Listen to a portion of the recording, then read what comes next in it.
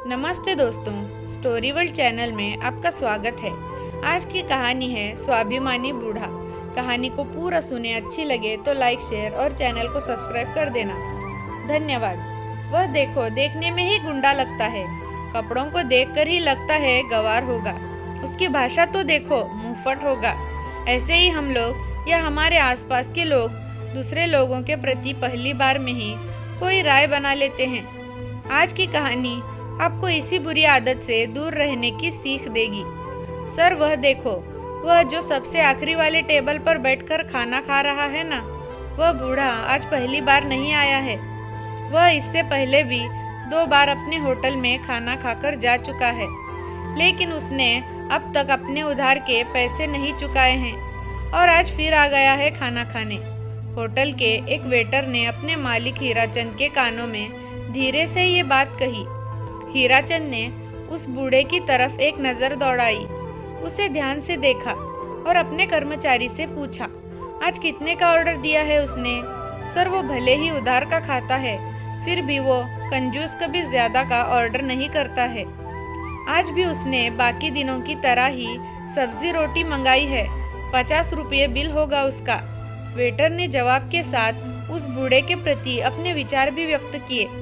बूढ़े के साधारण से खाने का ऑर्डर देखकर सोचते हुए हीराचंद ने कहा, कुछ मजबूरी होगी उनकी, इसलिए बेचारे पैसे नहीं दे पाए होंगे। नहीं सर, ऐसे लोगों को मैं बहुत अच्छी तरह से जानता हूँ। फोकट का खाने की आदत होती है उनको, और जब पैसे देने की बारी आती है तो आनाकानी करते हैं। बूढ़े की तरफ वेटर ने तिरस्कार भरी नज़रों से देखते हुए कहा। हीराचंद को अपने कर्मचारी के विचार जानकर थोड़ा बुरा लगा।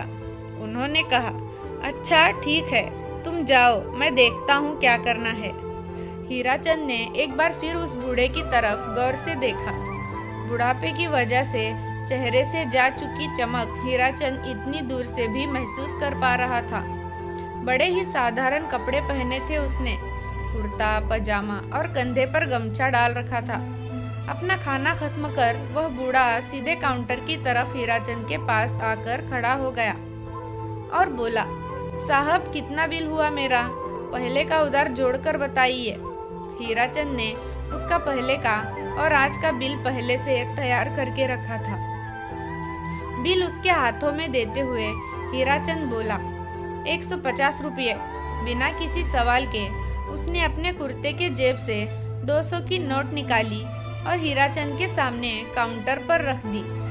हीराचंद ने पैसे उठाते हुए बूढ़े से पूछा, अंकल आप यहीं कहीं पास में रहते हैं क्या? नहीं बेटा, मेरा घर यहाँ से बहुत दूर है, उसने कहा।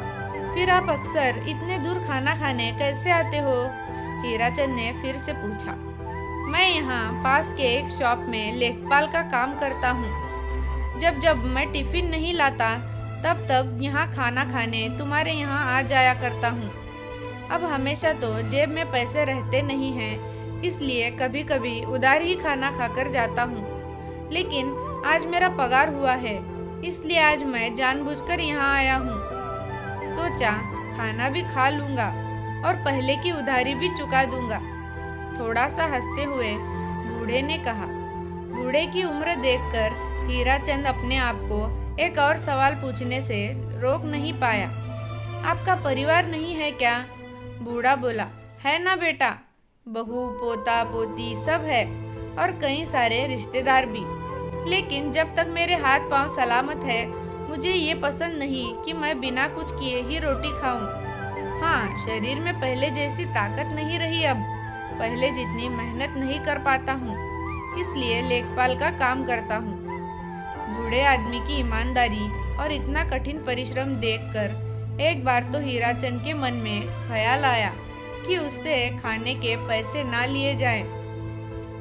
लेकिन उसके साथ हुई इस 2 मिनट की बातचीत में हीराचंद यह तो जान गया था कि वह बुजुर्ग कितना स्वाभिमानी है।